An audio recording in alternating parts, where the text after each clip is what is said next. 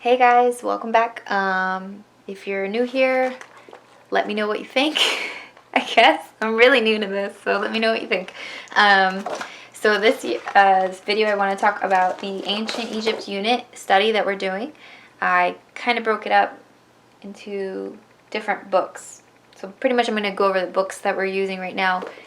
If I have time and editing and all that kind of thing, I'll add in the activities, but no promises. Okay, so but I will show you the books that I chose the activities from and which activities we'll be doing. I just don't know if I'll do all the extra editing stuff. We'll see. So we tried to work with the Good and the Beautiful history program this year. It comes with this storybook, and it starts in ancient times in ancient Egypt. So we started this, but the readings, even though you have those bright colors, the readings are just boring for my kids. I don't know, it's just like you have these big beautiful images, right? But they just couldn't hold my kids' attention. But that was a few months ago. I'm thinking maybe I'll try again and just see how it goes. So it does start with ancient Egypt. That's why we started ancient Egypt as our unit study. Now let's move on to the books that we're using. So we are using we're going through the mythology, we're going through the writing systems, we're going through the life in the times. So let me start with the actual life in the times books. So we have here, let me first say, these two books first off are for older kids. So if you have older kids, I would recommend these. This is Mummies and the Secrets of Ancient Egypt is what it's called. My kids picked it because there's a big mummy on the front, and that's why I took it out of the library. But it goes over what is a mummy, everlasting life, everyday life, and all that. It is set up like just an information book, like a reference book. Okay, so this is good for like little references or giving a little backstory and stuff like that. It's not like a storybook or anything like that. It does include top websites for older students. So this is definitely, I would recommend for older students if you're doing a Ancient Egypt unit. We actually haven't used it because they picked it for the mummy and there's nothing in there that we can really use. The other one that they picked that we haven't used is Blastback. Okay, this is another one for older students. It says AR level 6. And it gives history, geography and climate, getting around, gods and goddesses, pharaohs, pyramids, afterlife, everyday life, health and medicine. It separates it like that, and it is, again, a bit more approachable to me than the other book. It has some pictures in there. They're black and white, but they're still fun images to look at. Like little doodles, which I think are great. So I'm thinking I might try to use this one a little more at nighttime once we finish the books we're reading now for nighttime. But I don't know, maybe just fun doodles. This is definitely good for older kids though that like the doodle look. The doodle look. It's a doodle book. Okay. Next one is Life in Ancient Egypt. It's another reference-like book. Okay. And, I mean, it's kind of like the eyewitness books, but smaller, more condensed. It's got some interesting information here and there. Some good images. Nothing to rave about. So just so you can see, here's the eyewitness books, Ancient Egypt. This one does come with a CD of the clip art for Ancient Egypt, and I thought that was great. And it, it's just a more in-depth of the last one. More images, more artifacts, more side notes. Okay, I mean, it's good to have at least one of these in my opinion. So if my kids wanted to flip through and just look at stuff from the time period, they would have it all in like one place. My son does like just looking at this one. Sometimes he'll ask me to read stuff out of it and sometimes he won't. But it's not like we're studying from that.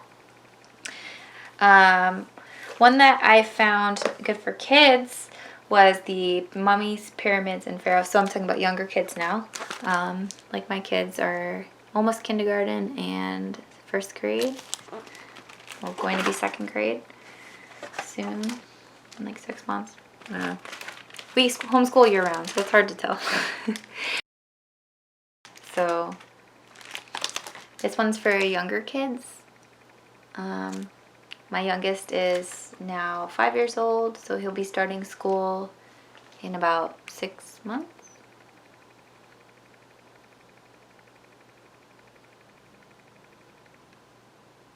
Oh my God, 3 months?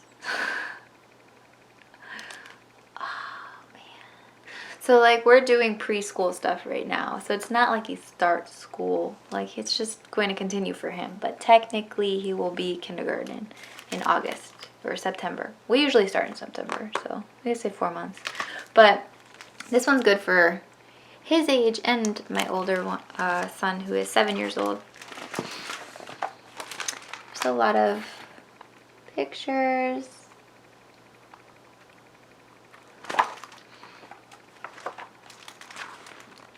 They're all drawings. I mean, it's not my favorite kind of illustration, but it's not bad.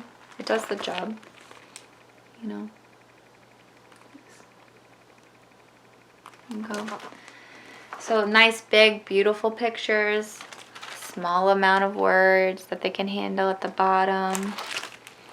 It's an overall good book for younger kids especially. Another ancient Egyptian, life in ancient Egypt book would be the Egyptians' Life in Ancient Egypt. This one has some images and some illustrations. It's very, the colors are very dull in my opinion, but it's not a bad book. It's just, I don't know, it's a lot of brown, like brown backgrounds, brown everything. I don't know, it's a lot of like, muted colors, very subdued colors as I turn to an orange page. But it's not bad, it gives a general feel for it. Okay, so that's the Egyptians' Life in Ancient Egypt book. Okay. Another one that I liked was Miss Frizzle's Adventures. So this is like a spin-off series that I don't think this one ever got a TV show or anything. From the Magic School Bus. But Miss Frizzle, essentially, they're going on a field trip to Egypt and then they end up going back in time instead of staying in that time period. And you see them interact with the people of the time. You see the inside of a house. My kids like the ones with all the bubbles and the colors. My 5-year-old did not like this book. He was bored. But my 7-year-old really loved it. So it's a win. If one of them likes it, it's a win. So that was Miss Frizzle's Adventures, Ancient Egypt. Moving on from the just regular information books, well, maybe not. There's a specific style. So moving on to the next style of information books, this is the You Wouldn't Want to Be series. I do like these books. I think they're really funny. The illustrations aren't bad. But they have like little like thought bubbles and kind of funny like little just asides to break up information. So I do like these books. So I have the You Wouldn't Want to Be a Pyramid Builder, we did. You Wouldn't Want to Be an Egyptian Mummy, which we're doing again. We did that one before, but they liked that one. You Wouldn't Want to Be Tutankhamun, the King Tut. And You Wouldn't Want to Be Cleopatra. Yeah, so these I like. They have a timeline in the beginning, but they do get repetitive because a lot of them have the same information in them. I mean, they're not too bad, but some of them have a lot of the same information. We didn't do the Cleopatra one yet, but we did the others, and they liked them a lot. So they find them really fun and funny. Aside from that, where did it go?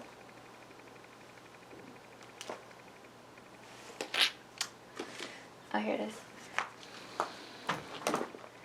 We have the storybooks, or I would say, the 5,000-year-old puzzle. I guess Miss Frizzle could be in this group. It is stories that teach about the history. This is about a boy who goes on an archaeological dig, with looking for artifacts, and he tries to solve the mystery of this mummy. Okay, so they talk about curses of pharaohs. They have the hieroglyphs in this book. He's writing to his friend every day, so it's a correspondence between him and his friend. And at the end, they give you all the clues that they gathered about the mummy. And then they give you the theory that was developed from those clues. So you follow them through this process of finding things and learning about the history of this, through this archaeological expedition. And so it's an interesting read, and it really captured their attention through it. So I thought that was, not bad. Two other books that we read these entire books all the way through now. This is one of our living books for this unit, and it's Boy of the Pyramids, A Mystery of Ancient Egypt. It tells the story of a little boy who's growing up in this time period, and the experiences that he has at the time, and the way people react to each other, and the culture, and it teaches a little bit about being in it. I do love living books. I want to find more for ancient Egypt, so if you know of any, please comment below. But I really love the idea of living books and just teaching culture and history through these stories, because my kids get really engaged with them, and I feel like a lot of it will stick because of that.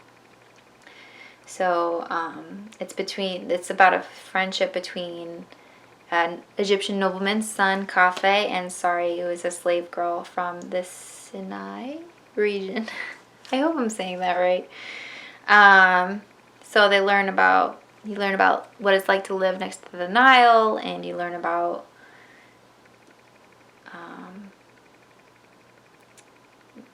theories about the afterlife, and you learn about, being compassionate for other people going through having different set of circumstances than you. And I thought it was a nice book, and my boys enjoyed it. Another one we read, which was, these stories are a bit more for fun, but it was the Magic Treehouse series, and they have Mummies in the Morning. So these stories teach a bit about history, but they do it with magic. So in the story, they learn about what hieroglyphs are, and they learn about the afterlife, and the idea of that people of the time period had around it. But it's just like they're scratching the surface. I feel like these books are more surface level. They're there is a ghost in this book, and my 5-year-old loved that. So, and I do like still engaging them in magic and the idea of the supernatural, like, that they're interested in. So I do like these books because they are still connected with that youthful magic and that energy that's maybe forgotten as we get older. So they're fun books. They're fun. The rest of these books, I think, or almost all of them, have to do with the mythology of the time and activities. So one of the first ones is the Egyptian Mythology by Nardo. This book is definitely for older kids again. Right? So you look at this, there's not a ton in the way of pictures, and the pictures they do have are black and white. So they do have some pictures, but this is definitely for older kids. But not a bad version of it. You could do it as like a read aloud or a storytelling if you can remember things. I can't do that. But if you can, maybe you could tell the story that it comes from this book and you read it yourself and storytell it to your kids. Have at it. The next one is Gods and Goddesses. This one is for younger kids. It's very short, brief little summaries of everything. Ancient beliefs, worshipping gods and goddesses, Isis the healer. So you'll see, like, there's not much in here, but it just gives a brief overview. Okay, and when they're little, they don't need a ton of information, right? They just need a little taste to make them interested, to grab their attention a little. Myth and Legends of Ancient Egypt is our next one. Okay, this one is AR points, 2 AR points, BL, 6.7. So book level, 6.7. It's been a while. So this is a 6.7 reading level. To give you an idea. And the ancient Egyptians, secret name, the world of Isis. So I like how they break it down with the gods and goddesses here, and they give you some artifacts, some pictures and images, and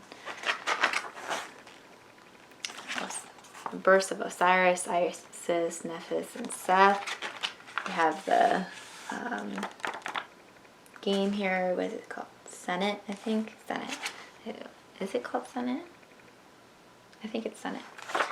It doesn't say, but I think it's Senate. So we have the world of Osiris. So I like the mixture of the stories themselves and images from Egypt. I think it's a beautiful mix of the two. It is a little more advanced. I would definitely say this is for like older kids as well, but you can pick out pieces and read them with your kids if you want, if you have little kids. The next one we have is the Gods and Pharaohs from Egyptian Mythology.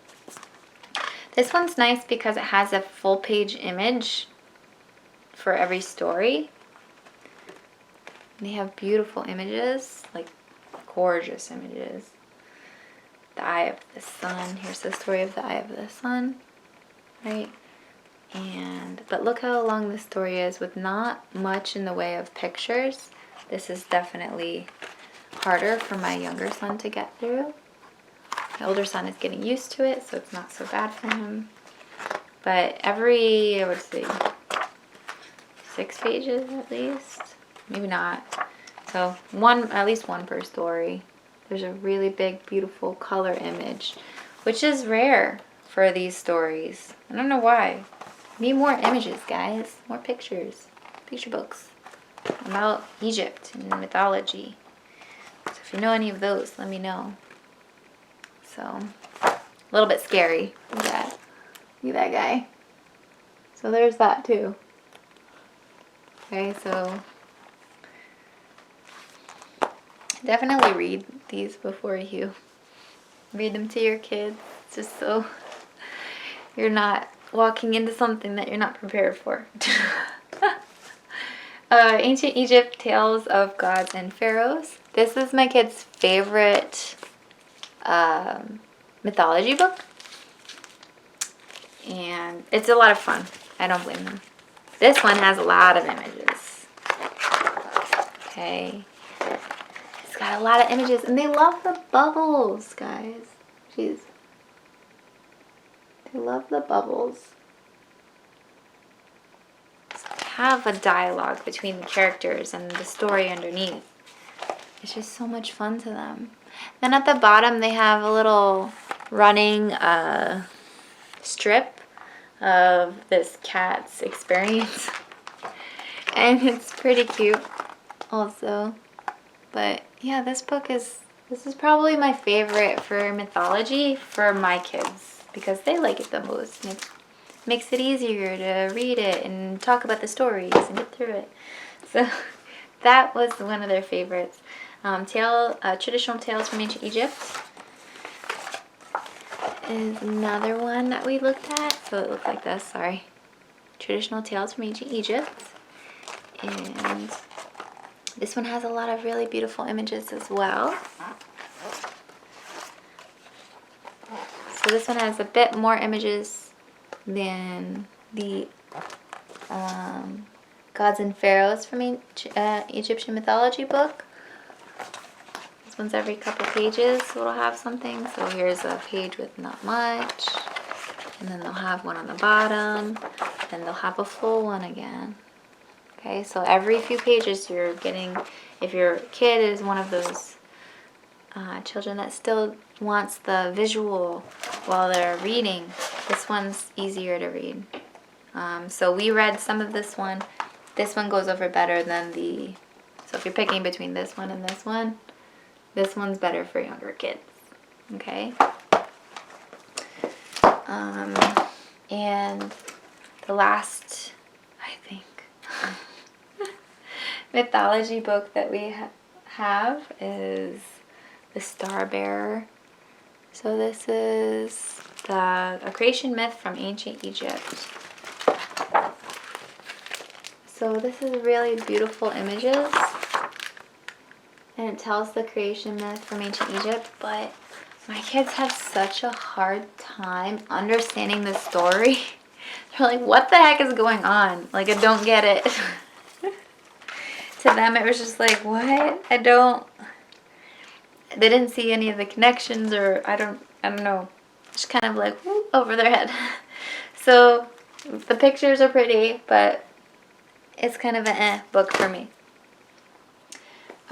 One of the ones they really loved, this one's like a mixed bag. I love these books. Sorry for my Post-its everywhere.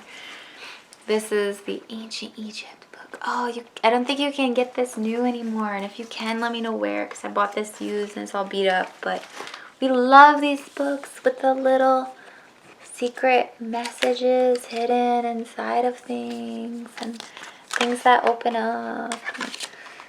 Books within books. These are so much fun with kids. Like, the kids love them and like trying to find everything that's in there, and then they want you to read it, and it engages them, and these are just amazing. So I'm not even on screen. So yeah, this book is a lot of fun. I'll put more of a flip through in it.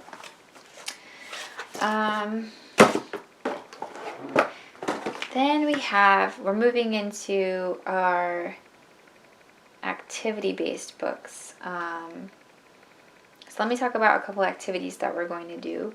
First, we're going to do hieroglyphs, right? So here's another one of those. It's the same style as the other book that we looked at, where it has like a tiny bit of information. But look at that. It gives you a chart, picture writing, right? Very basic. This one is a good starter book if you're letting the kid, if your kid reads on their own and you want to give them their own book to read about it. And then I got this actual set, Fun with Hieroglyphs. It's gonna fall out of there probably. I didn't put them in right. But it comes with a book also, and I didn't know that when I borrowed the other book. So this has a lot of information. Again, informative book. It gives you the single sound hieroglyphs. Okay. It says little activities. Match these words to the correct hieroglyphs. Gives you some activities throughout the book. Fun hieroglyphic words. They give you puzzles, right? So here you're, it's like a word search with hieroglyphs. So this book, this set, like if you're gonna get anything with hieroglyphs for activities, this set is fun. It's worth it. You can copy the pages so you don't have to ruin your book. You can reuse them over and over again. But they come with stamps with all the hieroglyphs on them, and the stamps look like, oh geez. So here, you have a rope. I feel like one of those fashion bloggers now. Does that even work? I don't think it works. Does it? It's H. Okay. Here's the A. And the stamp on the back, the stamps work pretty well. And if it's more than one sound, it will say it on there. So here we have, geez, can you see that? S and C. Right, so they're nice, and they also, the stamps themselves are nice, and then you also have, oh, it's gonna all fall out. It's okay, just dump it. There we go. It also comes with, on the inside of this package, they have a chart. So letters, hieroglyphs, and their sounds. Okay, so you don't have to have the book out while you're doing it. It's all right there for you. Just gonna shove it all back in there. Okay. Another activity we're doing is a dig. I love dig kits. Okay, so maybe not the most environmentally friendly. You can make your own dig kits if you want, and don't have time for that. So I got the Egyptian mummy dig kit, and it's from Geo Central. So we're going to be doing that as well. And oh, this one's such a bummer. Hold on.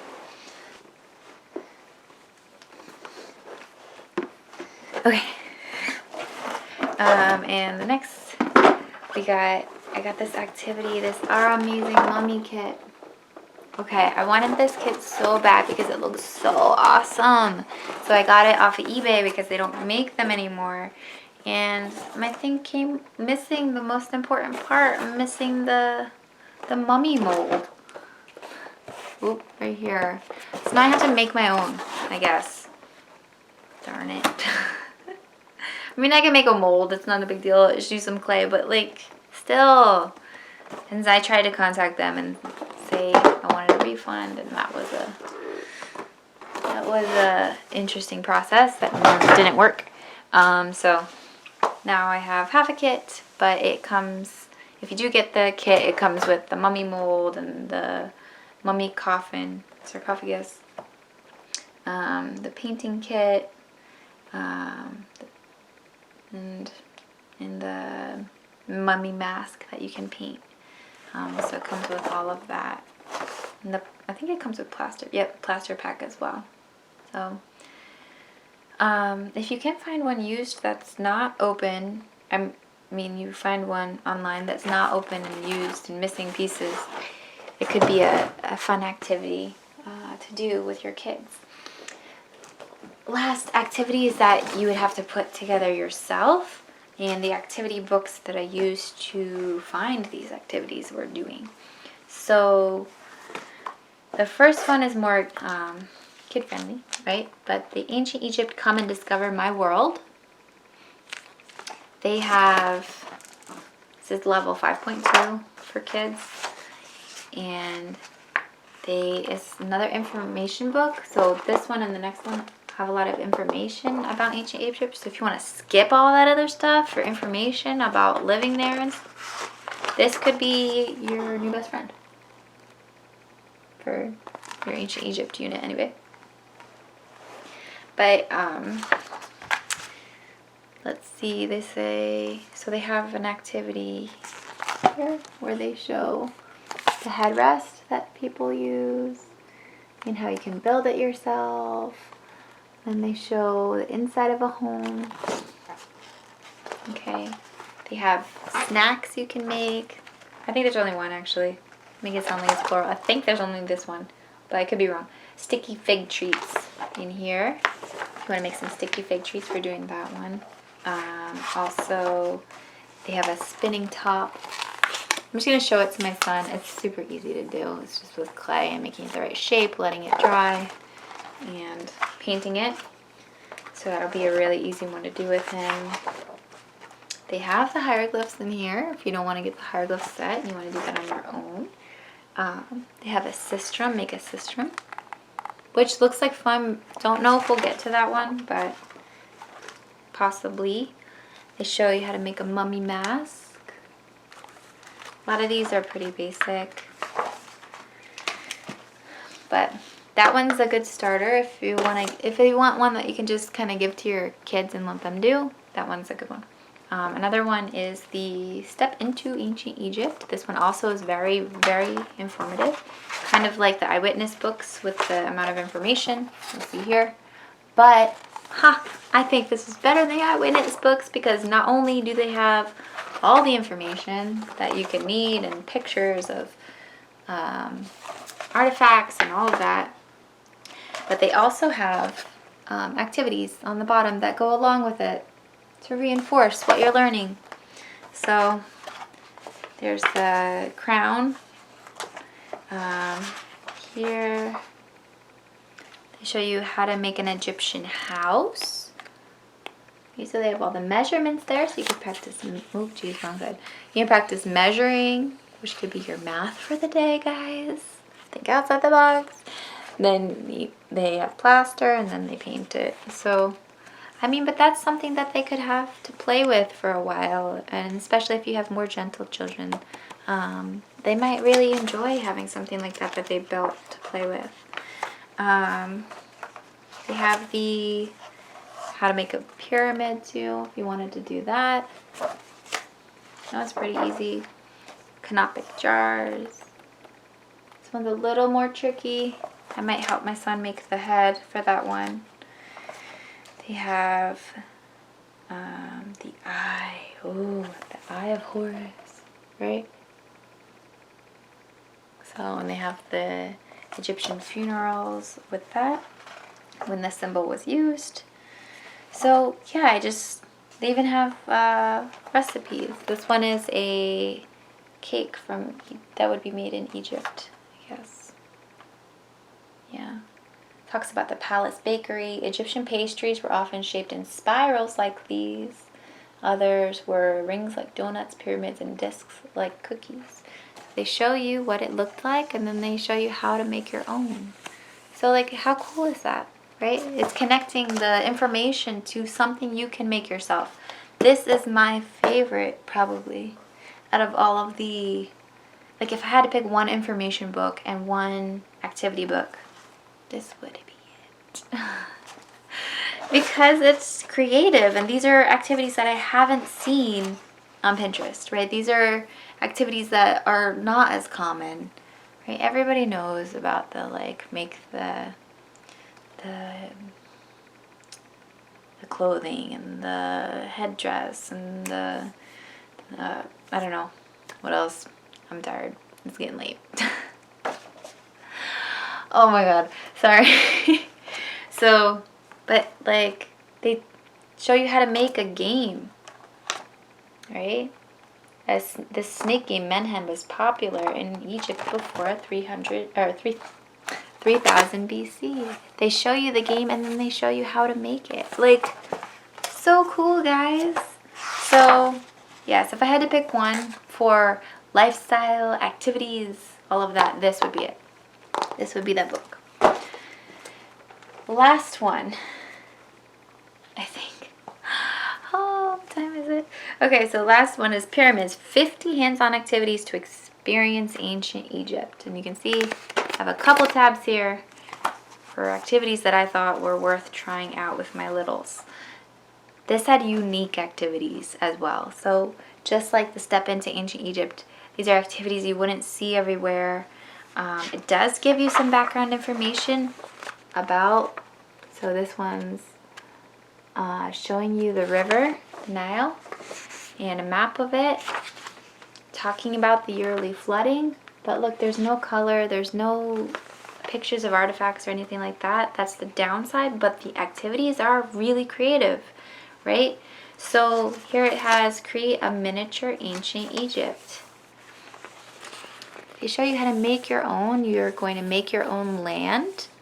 Put some dirt in there. It's super simple too. Not expensive. Put dirt in a box, and then well, probably a plastic box would work back like a container. Put dirt in a container. Okay, put dirt in a container, and then like they show you how to trace your finger in it to make the river lines, and then you put water in it and put seeds in the sides and make it flood. And I don't know, it's just so, it's so simple and so creative yet. So I really enjoy this book because of, I guess, the same reasons as Step into Ancient Egypt. It gives a little background information about it, and then it gives you an activity that goes with it, but creative activities that you won't see everywhere. My camera's gonna die. So they have the hieroglyphs in there for you again. If you're looking for a book that has that, this has it. So it has some pretty interesting activities, just some noteworthy ones that I liked. But I still this one wins. You have to choose this one. This one's the best. Another activity that you might really like for Ancient Egypt, I love these for summing up what we've learned throughout the entire unit. I like flip books. I love flip books, and my son does not. So I try to encourage him to do a little bit every day, and then when he sees the finished result, he's like, oh, that's cool, but like he doesn't want to put it together. So I have to get him I have to encourage him to do it. But I don't know, maybe boys just, you know, like they're like, whatever, mom, I'm done, right? I'm done, finished? Okay, cool. So but flip books are cool, and one of the ones we're doing now is from homeschoolshare.com, and I'll put that on here when we finish it. But it's a lot of fun to do flip books, and it's a good way to kind of have a project for your it's a good way to have a project for your portfolio, so you don't have to worry about having everything for that subject, like all these loose papers and everything. It kind of just puts it all in, like, this is what we did for this time period. We studied this, and here it is. There you go. It's in one folder, essentially. So I really love flip books. And another resource is actually one that's available on my shop on Teachers Pay Teachers. I'll put the link below. But for older kids, maybe younger kids if you want. Not necessary. Maybe you want to get them now and just laminate them like I have and use them for time to come. But I had a hard time finding a lot of activities with actual ancient artifacts for like an art study. Like, I want to do art studies, and because there's no definitive artists from the time period, really, they don't have a lot available. So I created these info cards. I have them on my Teachers Pay Teachers. If I can figure out how to put them on my website with a discount, I will. And I'll put that discount code below. That way people who support me by watching my YouTube can have a discount to that as well from my website. I don't know how to do that with Teachers Pay Teachers. I'm sorry. I'm not very good with all this computer stuff, which is weird because I like coding, but like for some reason I've had a hard time. I'm not good at coding, by the way. I just enjoy nerding out on it sometimes. Anyway, so if you want to pick these up, they're on my Teachers Pay Teachers store. I'll link it below, or you can get them on my website. And I'll put a coupon if you use my website. So they come with the cards, a small version and a big version. So you essentially would have a large image that you can hang up for your picture study, or you could look at through the week, or you could talk about different elements of different artifacts that are in this group. But yeah, check it out if it's something that interests you. And it got everything from like Canopic Jars. It's just so you don't have to make them yourself. Yeah, it takes a long time. So if you like these, pick them up, and I would appreciate it.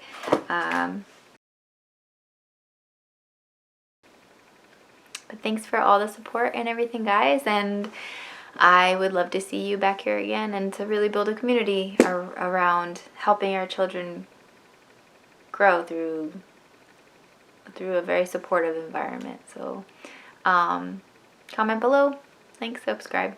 Thank you for being with me. Bye.